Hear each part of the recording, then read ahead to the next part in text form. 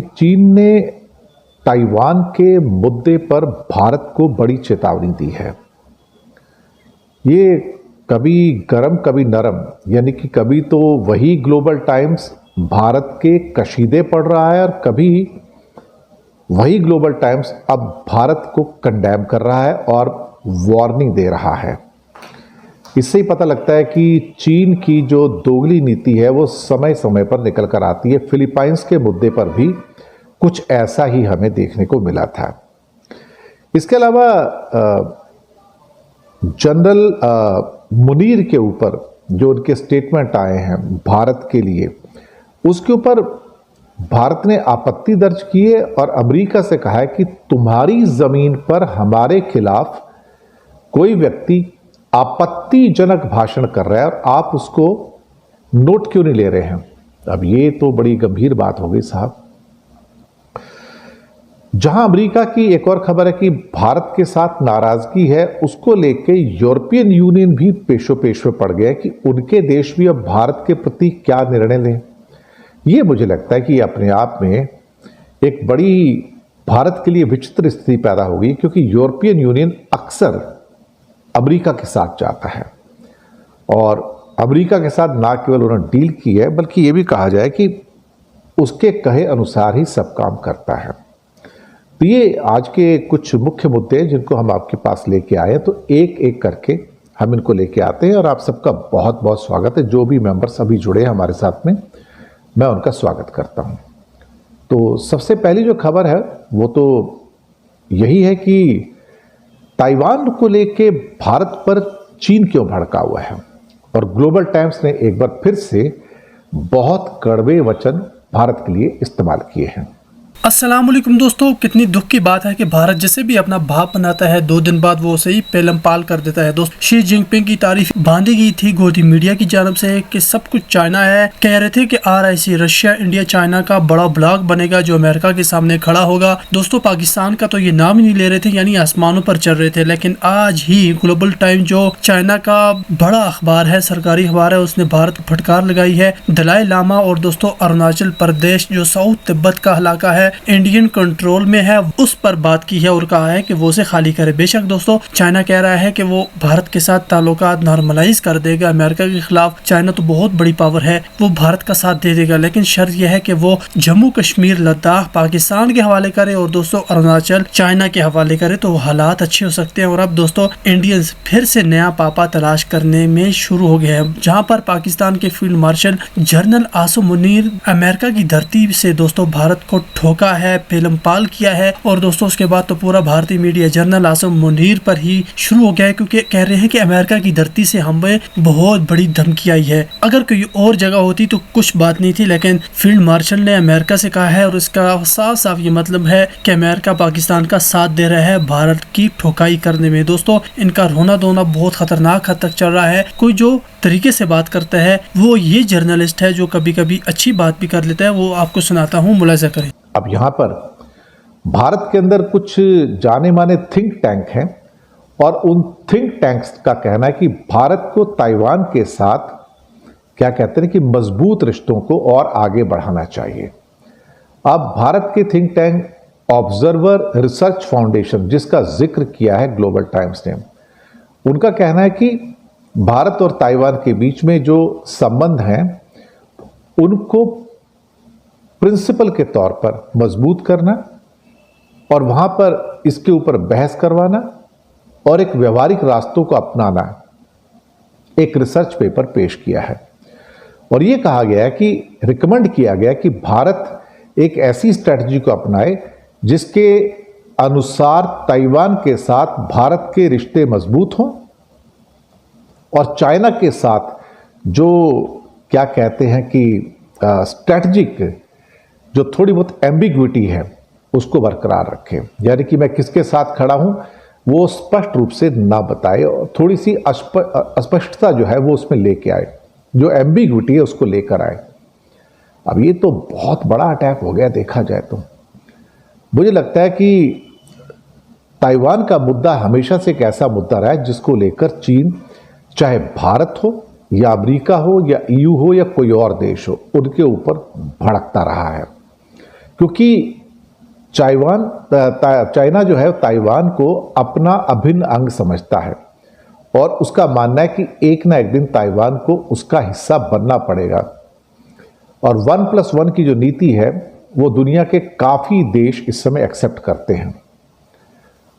अब भारत में कई ऐसे विशेषज्ञ हैं जो कहते हैं कि ताइवान भारत के लिए क्यों महत्वपूर्ण होना चाहिए, और ताइवान जो है बेसिकली भारत के लिए एक किस्म से चाइना के खिलाफ एक वेपन के रूप में इस्तेमाल किया जा सकता है। लेकिन इसमें बड़े खतरे भी हैं। खतरे इस हिसाब से कि चीन की जो पॉलिसी है ताइवान को लेके बहुत स्पष्ट है। हालांकि अमेरिका की पॉलिसी भी स्पष्ट है, लेकिन भारत ने थोड़ा सा इस मामले में एक दोहरा रवैया अपनाने की शुरुआत काफी पहले से कर दी थी। खासतौर से गलवान के बाद तो ये मसला और ज्यादा गहराई पकड़ गया था कि जहां भारत ने एक किस्म से कहा जाए तो ताइवान के साथ संबंधों को लेकर चीन के साथ जो एम्बिग्विटी थी, जो नॉन क्लैरिटी थी, उसको बढ़ाना शुरू किया और चीन को संदेह के घेरे में रखा कि हम किसके साथ में हैं। और चाइना की उस वजह से भारत से नाराजगी भी थी।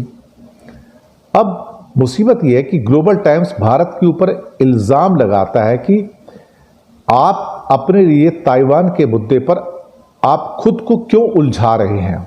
ये आपकी एक खराब स्ट्रैटेजी है और आप इसमें कभी भी सफल नहीं हो सकते। अगर आप ताइवान के साथ संबंधों को मजबूत बनाते हैं तो आप फिर लिख के रख लीजिए कि आप इसमें कामयाब नहीं होंगे और हम आपको कामयाब नहीं होने देंगे। ग्लोबल टाइम्स ने यह भी दावा किया कि हम कभी आपके आंतरिक मामलों में दखल नहीं देते और उसका फायदा नहीं उठाते। अच्छा यह होगा कि भारत चीन के आंतरिक मामलों में दखल ना दे और उसका फायदा ना उठाए।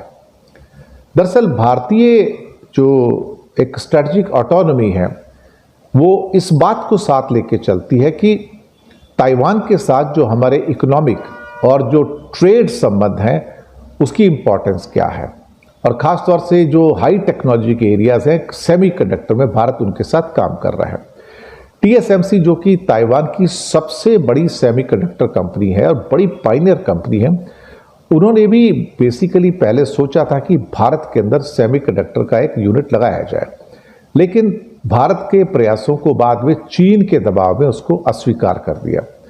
और ग्लोबल टाइम्स का ये भी कहना है कि ताइवान कभी भी अपनी हाई टेक्नोलॉजी और इनोवेशन को भारत के साथ साझा नहीं करेगा, क्योंकि उसको लगता है कि भारत जैसे देश के साथ साझा करने का मतलब है कि अपना नुकसान कर लेना और कहीं ना कहीं जो ताइवान की सो कॉल्ड जो सुपरमेसी है सेमीकंडक्टर के क्षेत्र में उसको गवा देना।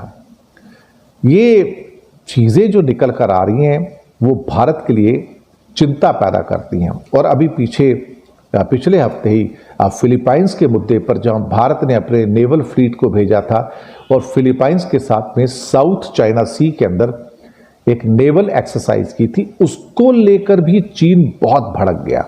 और मुझे लगता है कि चाइना इन मुद्दों के ऊपर SCO समिट जो कि 31 अक्टूबर और 1 सितंबर को होने जा रहा है उसमें जरूर इसको उठाएगा, क्योंकि चाइना की एक हैबिट है इस प्रकार के जो कॉन्टेंशियस मुद्दे होते हैं चाइना उनको बाइलैटरल फोरम के ऊपर उठाने से बाज नहीं आता और कहीं ना कहीं आपको चेताता है कि ये चीज मुझे पसंद नहीं है तो आप ये मत कीजिए, जबकि मैं आपको अमेरिका के मुद्दे में सपोर्ट कर रहा हूं तो आप ये काम मत कीजिए जिससे मुझे इरिटेशन हो है।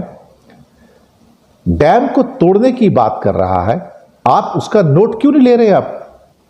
मुझे लगता है कि भारत की इस बात में वजन है।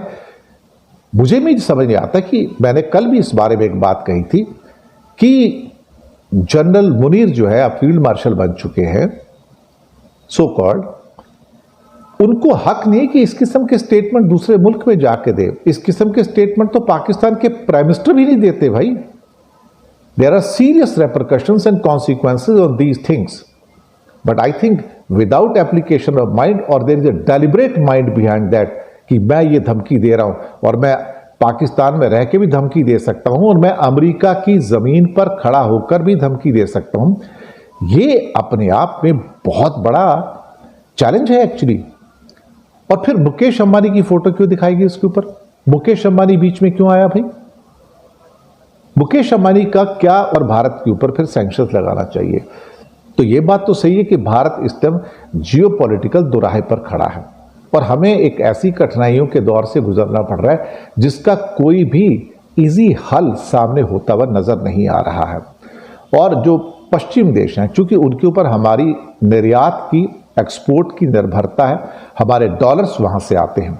बाकी जहां तक चाइना और रशिया की बात है, उनको भी हम एक्सपोर्ट करते हैं, लेकिन इंपोर्ट बहुत ज़्यादा करते हैं। अरब देशों से भी इंपोर्ट बहुत ज़्यादा करते हैं, आसियान देशों से भी बहुत ज़्यादा हम इंपोर्ट करते हैं। तो हमें तो हर जगह डॉलर देना पड़ता है। अगर हर जगह डॉलर देना, तो डॉलर आएगा कहाँ से? अल्टीमेटली डॉलर आता दो जगह से है, एक या तो अमेरिका से आएगा या फिर यूरो के रूप में वो हमें जो हार्ड करेंसी है वो यूरोप से आती है, या ब्रिटेन से हमें पाउंड स्टर्लिंग मिल जाते हैं। तो कहीं ना कहीं अगर भारत को अपनी आर्थिक स्थिरता को मेंटेन करना है तो फिर हमें यह भी सोचना पड़ेगा कि हमें एक बैलेंस और संतुलन बना के चलना पड़ेगा। अरब देशों को देखो तो भारत, हमारे जो भारतीय 90 लाख वहां रहते हैं, $50 बिलियन की हर साल विदेशी मुद्रा रेमिटेंस के रूप में भेजते हैं। इससे भारत की अर्थव्यवस्था को स्टेबिलिटी मिलती है। तो बिना एक संतुलन रखे जो अरेबियन देश है इस टाइम, वो भी अगर हमसे कहीं दूरी बनाना शुरू किए तो हमारे लिए रास्ते कठिन हो जाएंगे। ये बात सही है कि भारत पिछले कुछ समय से लुक वेस्ट की नीति पर चल रहा है।